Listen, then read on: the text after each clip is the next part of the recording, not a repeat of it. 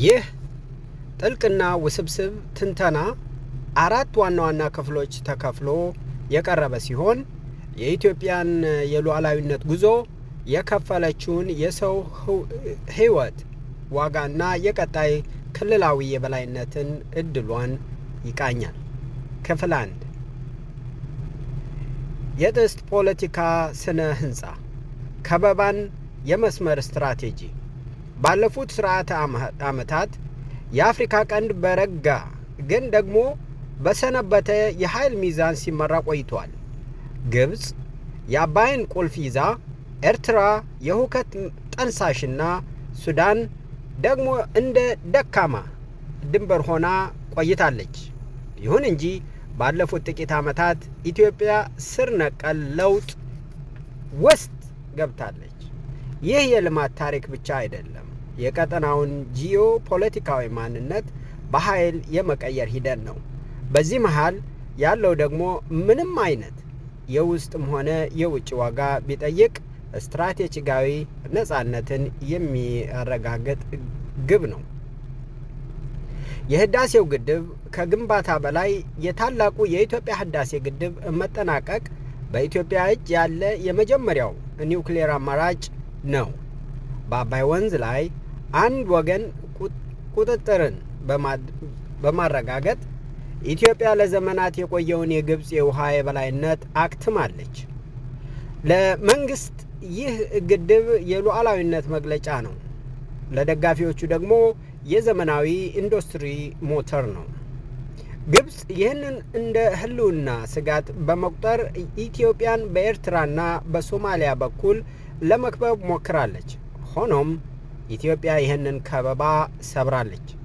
መንግስት፣ ዓለም አቀፍ ማህበረሰብ በተለይም አሜሪካ ደካማ ኢትዮጵያን ሳይሆን ኃይል ኤክስፐርት የምታደርግ ጠንካራ ኢትዮጵያን እንደሚመርጡ ተወራርዶ አሸንፏል። የሶማሊላንድ ውል ሳምባን የመፈለግ ጉዞ የባህር በር አልባ መሆን ለኢትዮጵያ ጂኦግራፊካዊ እስር ቤት ነበር።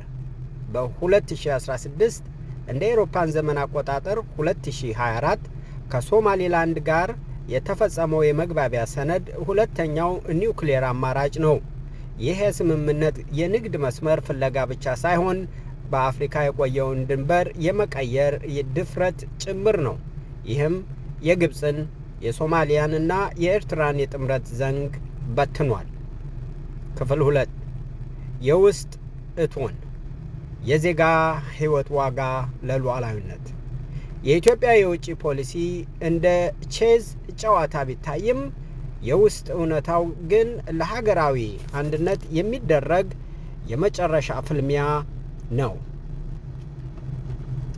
መንግስት ሁለንተናዊ ጦርነት ወይም ደግሞ ቶታል ዎር ፍልስፍናን በመከተል የዜጎችን ደህንነት መስዋዕት በማድረግ የአንድ ማዕከላዊ ኃይል ግንባታን አስቀድሟል። የሰሜኑ ሽግሽግና የምርጫው ኒውክሌር አማራጭ ከሁለት ዓመቱ ደም አፋሳሽ ጦርነት በኋላ መንግስት ከወታደራዊ ቁጥጥር ወደ ቢሮክራሲያዊ ስልት ተሸጋግሯል። እንደ ወልቃይት እና ጸለምት ባሉ አወዛጋቢ አካባቢዎች ምርጫ ለማካሄድ መወሰኑ ሌላኛው ፖለቲካዊ ኒውክሌር አማራጭ ነው። ይህ ስልታዊ ቦታዎችን ከክልላዊ አስተዳደሩ ነጥሎ በፌዴራል ስር ለማድረግ ያለመ ነው። ይህ እርምጃ የሰሜኑን ኃይል ቲፒኤልኤፍ በአጠቃላይ ትግራይን ወደ ጠባብ ጥግ በመግፋት የቀድሞ ጠላቱ ከነበረው የአማራ ኃይል ጋር ጊዜያዊ ጥምረት እንዲፈጥር አስገዳጅ ሆኗል። የአማራ ፋኖ አመፅና የማዕከሉ መሸርሸር የመንግስት የታላቅነት ራዕይ ትልቁን ፈተና የገጠመው ከራሱ ደጋፊ መሰረት በሆነው ክልል ነው። የክልል ልዩ ኃይሎችን የማፍረስ ውሳኔ በአማራ ክልል ከፍተኛ አመፅ ቀስቅሷል። ፋኖ በአሁኑ ወቅት ለመንግስት ስልታዊ ስጋት ሆኗል። በዚህም ምክንያት የሀገሪቱ የዳቦ ቅርጫት የሆነው ክልል የጦር አውድማ ሆኗል። የኦሮሞ ጥያቄና የኦሮሙማ ውጥረት በደቡብ እና በመሃል ሀገር መንግስት ከኦሮሞ ነጻነት ጦር ወይም ኦላ ጋር ለ6 ዓመታት የዘለቀ ግጭት ውስጥ ነው። መንግሥት ኦሮሞማን ክዷል በሚል ብሔርተኞች ይከሰሳል። ይህ ደግሞ በሚሊዮኖች የሚቆጠሩ ሰዎች ለስደትና ለሞት ዳርጓል። መንግሥት የሚያሳያቸው ሜጋ ፕሮጀክቶች በኮማንድ ፖስት ስር ለሚኖረው ዜጋ ትርጉም አልባ ሆነዋል። ክፍል 3 ታላቁ ስምምነት፣ ታላቅ ሀገር ወይስ ባዶ ኤምፓየር? የዚህ ጂኦፖለቲካዊ ለውጥ የመጨረሻ ምዕራፍ ታላቁ ስምምነት ነው። ኢትዮጵያ የኤርትራን ሚና ማዳከም ከቻለች እና ከአሜሪካ፣ እስራኤል፣ ኤሚሬትስ ጋር ያላትን ግንኙነት ካስቀጠለች የውስጥ አማጽያን ህወሓት፣ ፋኖ፣ ኦነግ ሸኔ የጀመሩት የጂኦፖለቲካ ጨዋታ ወደ ማክተሚያው ይደርሳል። የኤርትራ መዳከም እና አማጽያን ተስፋ መቁረጥ። ለኢትዮጵያ ማዕከላዊ መንግሥት ተቃዋሚዎች ሁሉ የስትራቴጂክ ድጋፍ ምንጭ ኤርትራ ነበረች። ነገር ግን ኢትዮጵያ ከእስራኤል ጋር የመሠረተችው የደህንነት ጥምረት ኤርትራን ቼክሜት አድርጓታል። ኤርትራ ከኢራን ወይም ከሁቲዎች ጋር ግንኙነት አላት ተብሎ ከተፈረጀች ኢትዮጵያ የዓለም አቀፍ ድጋፍ አግኝታ አስመራን የማዳከም ዕድል ይኖራታል።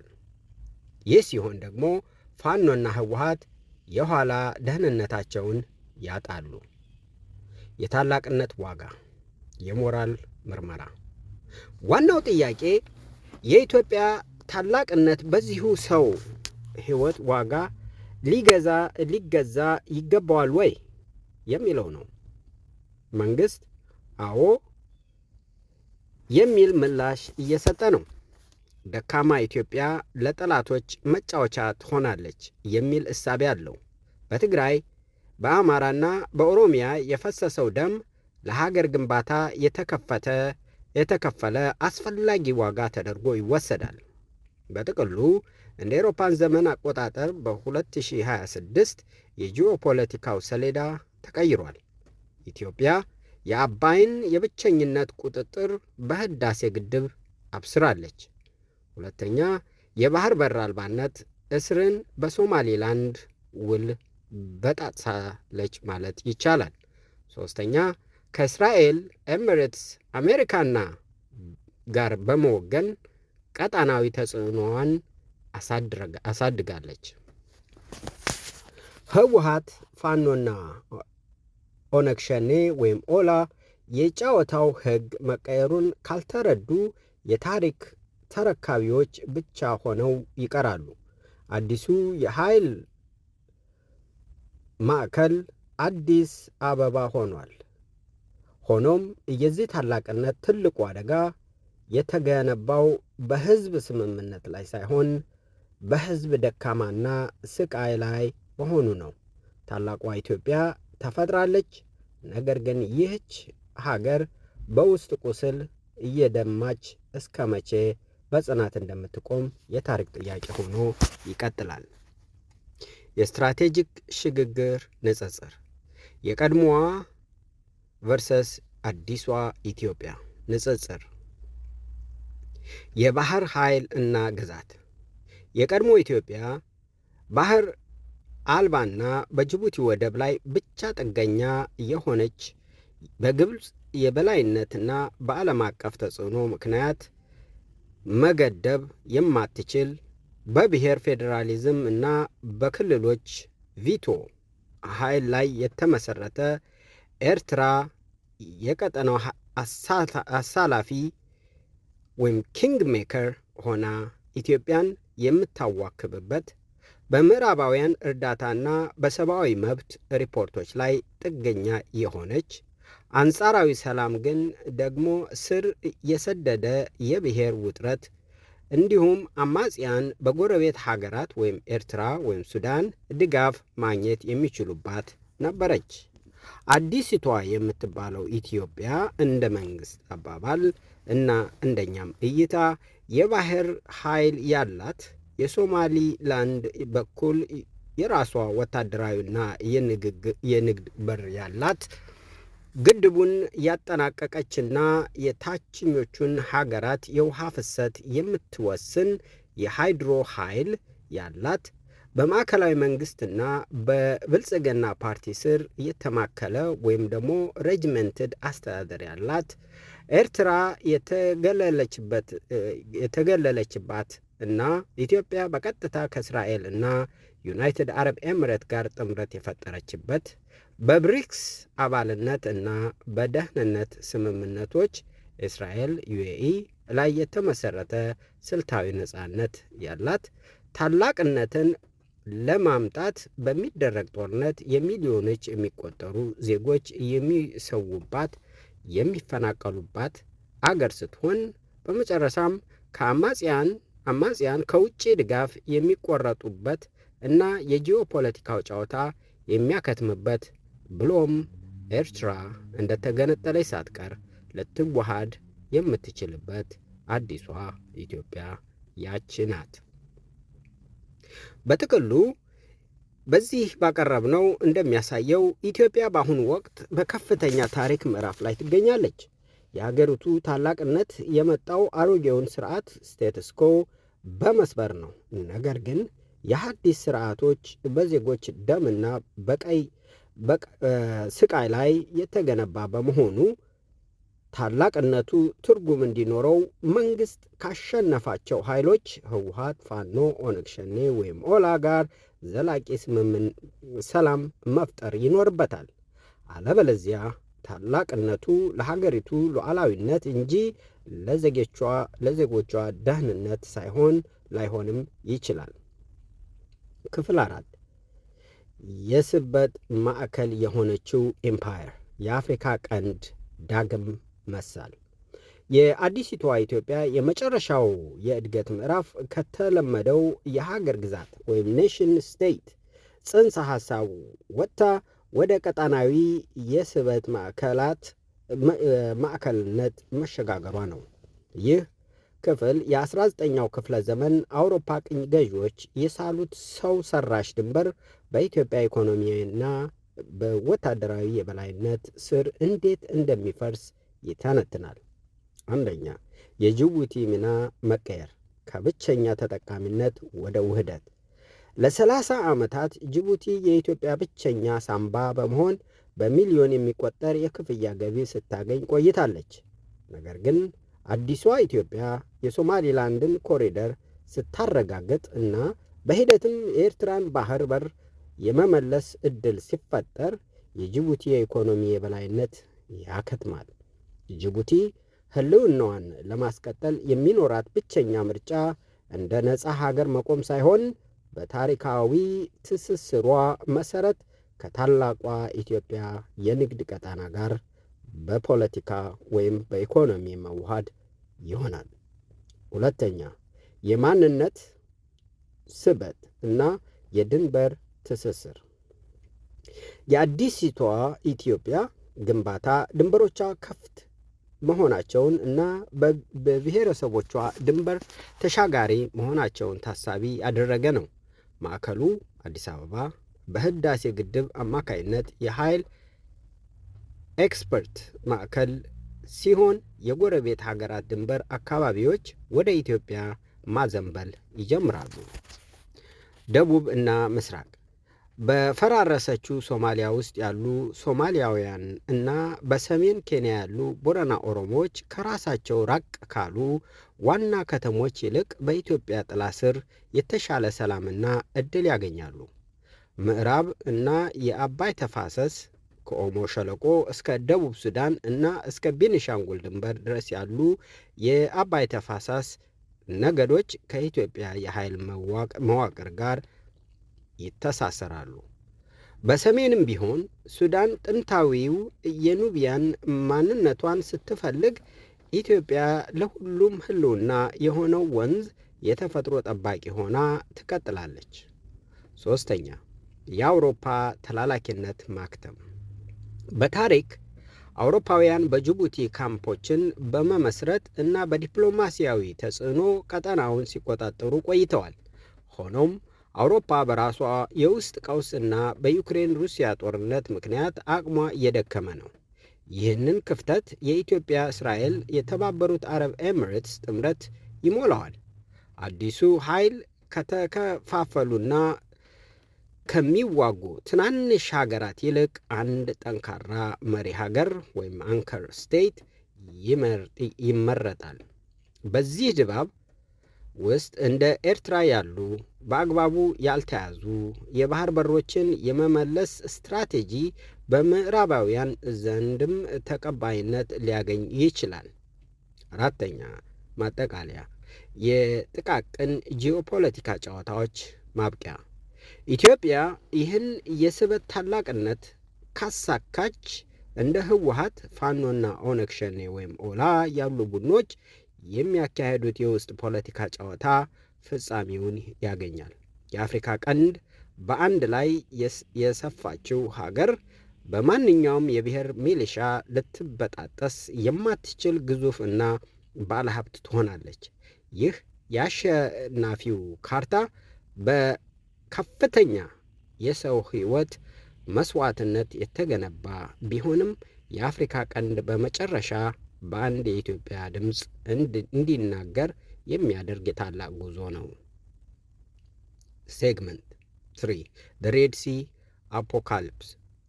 በአሁኑ ወቅት በቀይ ባህር አካባቢ እየታየ ያለው ሁኔታ የሦስተኛው ዓለም ጦርነት ዋዜማ ተብሎ ሊጠራ ይችላል። የአፍሪካ ቀንድ ከአካባቢው ግጭት ወጥቶ የዓለም ሀያላን የኒውክሌር ፉክክር ማዕከል ሆኗል።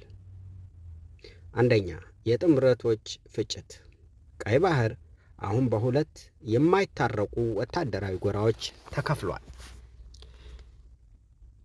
የሄክሳጎን ዘንግ ኢትዮጵያ፣ እስራኤል፣ ህንድና ዩኤኢ ዓላማቸው አዲስ የባህር መስመር በመዘርጋት የቀድሞውን የአረብ ሀገራት የበላይነት መስበር ነው።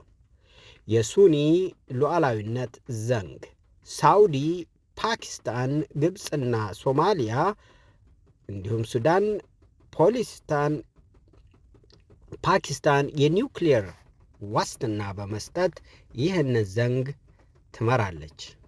ሁለተኛ የኒውክሌር ስጋት። ፓኪስታን ወደ ቀይ ባህር መግባቷ ግጭቱን ወደ ኒውክሌር ደረጃ አሸጋግሮታል። እስራኤል፣ ህንድና ፓኪስታን ሦስቱም የኒውክሌር ኃይሎች በአንድ ጠባብ ቀጣና ውስጥ መፋጠጣቸው ለማንኛውም ስህተት ቦታ የማይሰጥ አደገኛ ሁኔታ ፈጥሯል። ሦስተኛ የኢትዮጵያ የመጨረሻ ቁማር። ኢትዮጵያ የዚህ ጦርነት የምድር ኃይል ናት። ሶማሌላንድ በይፋ እውቅና ከሰጠች ወይም የኤርትራን ባህር በር ለመውሰድ ከተንቀሳቀሰች የሳውዲ፣ ፓኪስታንና የእስራኤል ህንድ የመከላከያ ስምምነት ወዲያውኑ ተግባራዊ ይሆናሉ። ይህ ደግሞ ቀጣናዊ ግጭቱን ወደ ዓለም አቀፍ ጦርነት ይለውጠዋል። Conclusion: The winner for the ashes. The greatness Ethiopia seeks is being forged in a furnace that could consume the entire region. If the TPLF, FANO, and OLA do not stop their internal wars, they will find themselves as mere collateral damage in a clash of civilization. የጥፋት ዋዜማ ከመንደር ግጭት ወደ ዓለም አቀፍ ኒውክሌር እትሆን። ታላላቅ እሳቶች የሚነሱት ከአንዲት ትንሽ የእሳት ብልጭታ ነው። በአማራ ተራራዎች፣ በኦሮሚያ ሜዳዎች እና በትግራይ ምድር የሚፈሰው የዜጎች ደም የኢትዮጵያ ታላቅነት መገበያያ ሆኗል።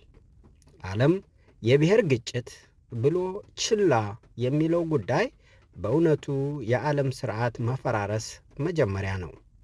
አንዲት ትንሽ የኢትዮጵያ መንደር ስትፈናቀል ወይም በአስተዳደር ስም ስትከፋፈል ያ ክፍተት በጎረቤት ሀገራት ግብፅ፣ ኤርትራ፣ ሶማሊያ ምኞት ይሞላል። እነዚህ መንደሮች የ21ኛው ክፍለ ዘመን ሳራዬቮ ናቸው። በአንዲት መንደር የሚንቀሳቀስ ግጭት ዓለምን አቀፍ የጦር ስምምነቶችን ቀስቅሶ ዓለምን ወደማይቀረው ጦርነት ይከታል። ኢትዮጵያ እነዚህን የተበታተኑ መንደሮች በኃይል ሰፍታ የባህር ኃይል ያላት ኤምፓየር ለመገንባት ስትነሳ ግጭቱ ድንበር ይሻገራል። የሶማሊላንድ ጉዳይ የአካባቢውን ሰላም አውኮ ዓለምን በሁለት ወታደራዊ ጎራዎች ከፍቷል። በአንድ በኩል ኢትዮጵያ፣ እስራኤል፣ ህንድና ዩኤኢ ሲሰለፉ፣ በሌላ በኩል ደግሞ ሳውዲ፣ ፓኪስታን፣ ግብፅና ሶማሊያ ተፋጠዋል። ከሁሉ በላይ የሚያስፈራው ደግሞ የኒውክሌር ባለቤት የሆነችው ፓኪስታን ወደ ቀይ ባህር መግባቷ ነው።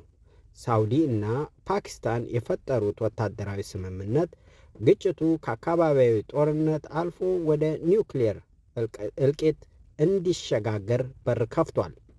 የዓለምን የሚገዛ ጠንካራ ዓለም አቀፍ ተቋም በሌለበት ሁኔታ ከኢራን እስከ ሶማሊያ ያለው ሰማይ በኒውክሌር አመድ ሊሸፈን ይችላል። ይህ ጉዞ በዚህ ከቀጠለ የሰሜን ተራራዎችም ሆኑ የአባይ ሸንተረሮች ለሰው ልጅ መጠለያ ሊሆኑ አይችሉም። ሉዓላዊነት የሚለው ቃል በጠፋ ከተሞች ፍርስራሽ ላይ የሚጻፍ ትርጉም የለሽ ቃል ይሆናል። ስለዚህ የውስጥ አማጽያን ህወሓት፣ ፋኖ፣ ኦነግ ሸኔ የጀመሩት የፖለቲካ ቁማር ማክተም አለበት። መንግስት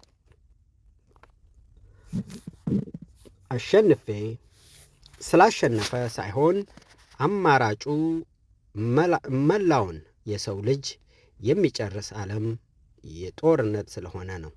ኢትዮጵያ ታላቅ የምትሆነው ህዝቧን አጥፍታ ሳይሆን ይህንን የጥፋት ሽክርክሪት በሰላም ማቆም ስትችል ብቻ ነው። ያ የኛ አቋም ነው። This is the ultimate outcome.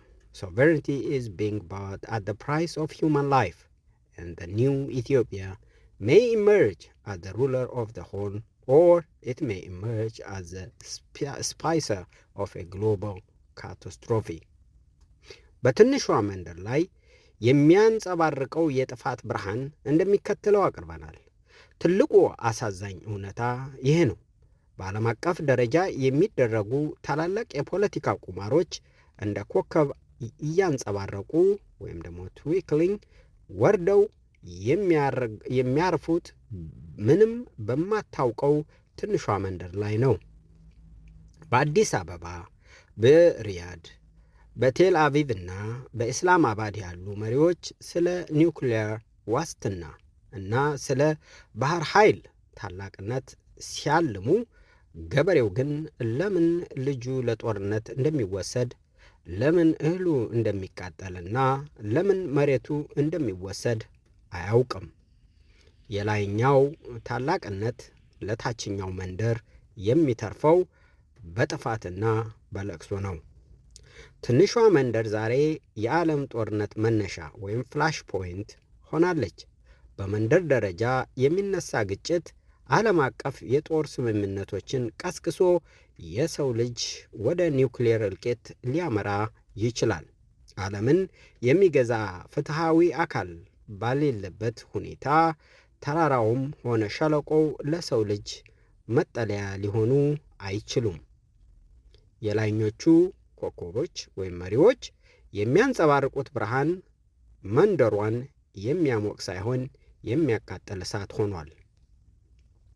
በትናንሽ ከተሞች የሚበራው የክበብ እና የሰላም ብርሃን ልክ አንዲት ትንሽ መንደር የዓለም ጦርነት መነሻ መሆን እንደምትችለው ሁሉ በትንሽ ከተማ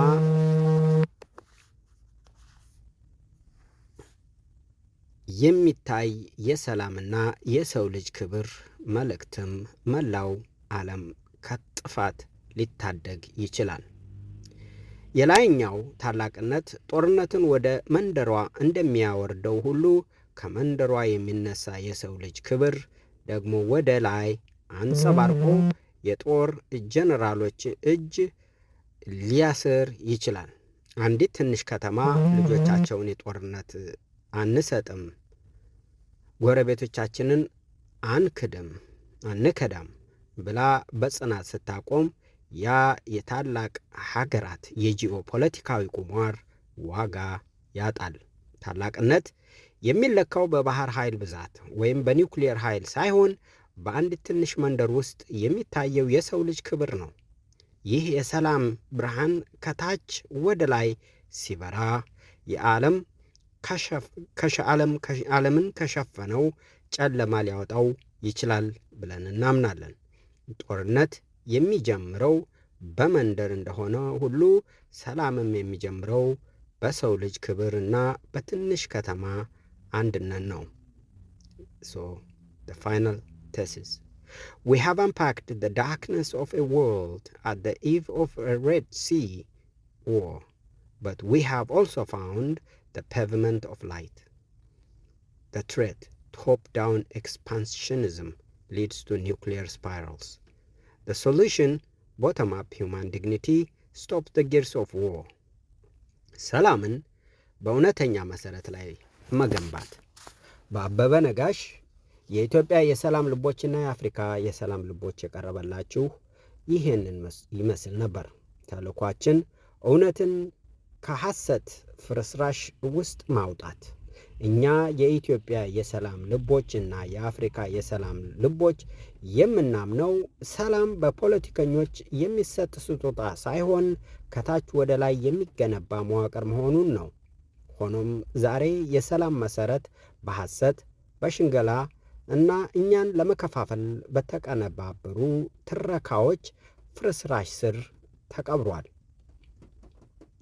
ዓላማችን ግልጽ ግን ደግሞ ጥልቅ ነው። እውነትን ከፍርስራሹ ውስጥ ነጥሮ ማውጣት። ሰላም እንዲያብብ በእውነት ላይ መጽናት አለበት ብለን እናምናለን። እኛ የምናቀርበው በስኳር የተለወሰ የተስፋ ቃል ወይም የንግድ ጥቅም አይደለም። እኛ የምናቀርበው ያልተበረዘና በመረጃ ላይ የተመሰረተ እውነትን ነው። አድማጮቻችን ጊዜ ወስደው እንዲያደምጡን እንጋብዛለን። የምንጋብዛችሁ ለምርጫ ቅስቀሳ ሳይሆን ለጋራ ሰብአዊነታችን ትርታ ነው። የቀዶ ጥገና መለየት፣ አእምሮ ቨርሰስ ልብ። የዛሬውን የፖለቲካ ገጽታ በቅርብ ከተመለከታችሁ አንድ አሳዛኝ እውነታ ታያላችሁ። ይህም የአእምሮና የልብ የቀዶ ጥገና መለያየት ነው። ፖለቲከኞች አንዱን እያሰቡ ሌላውን የመናገር ጥበብ አዳብረዋል። በዲሞክራሲና በታላቅነት ስም እየማሉ በተግባር ግን የጥልን እና የመከፋፈልን ዘር ይዘራሉ። በተለይም እናንተ እንድትመርጧቸው በሚፈልጉበት ወቅት ይህ ስልታዊ ማታለያ ይባባሳል። ይህ ስልታዊ ማታለል የዓላማው ነፍሳችንን ከልባችን መለየት ነው። አእምሯችን በስትራቴጂካዊ ጥቅም እና በወታደራዊ አስፈላጊነት ትረካዎች ብቻ ሲታወር በመንደር ያለችውን እናት፣ በትምህርት ቤት ያለውን ሕፃን እና የጎረቤታችንን ክብር መመልከት ያቅተናል። ቀጣዩ መንገድ መገናኘት። የእኛ ግብ የእውነትን ዘር በእያንዳንዳችን ልብ ውስጥ መዝራት ነው። በዚህም አእምሯችን ከሰብአዊነት ጋር እንዲገናኝ እናደርጋለን። ልብ እና አእምሮ ሲገናኙ የዓለም ጦርነት የሚመስለው የላይኞቹ ታላቅነት ኃይሉን ያጣል። የአንድ ሀገር ታላቅነት በሕዝቧ ስቃይና ሞት ላይ የሚገነባ ከሆነ ባዶ መሆኑን እንረዳለን። በአንዲት ትንሽ ከተማ የሚታይ የሰላምና የሰው ልጅ ክብር መልእክት መላውን ዓለም ከጥፋት ሊታደግ እንደሚችል እናምናለን። ይህንን ግንዛቤ የምናቀርበው በማታለል ጎዳና መጓዛችንን ከቀጠልን ተራራውም ሸለቆውም ሰማዩም ከጨለማውም ጥፋት ሊያድነን ስለማይችል ነው። ያልተበረዘውን እውነት ፍለጋ አብራችሁን ተጓዙ። አእምሯችሁ ከልባችሁ ጋር እናገናኝ። መጽኢ ዕድላችሁንም በማይናወጠው መሰረት በእውነት ላይ እንመስረት እያልኩ የምሰናበታችሁ አበበ ነጋሽ ነኝ from Ethiopian Hearts for Peace and African Hearts for Peace. Thank you for listening. አመሰግናለሁ ስላዳመጣችሁ።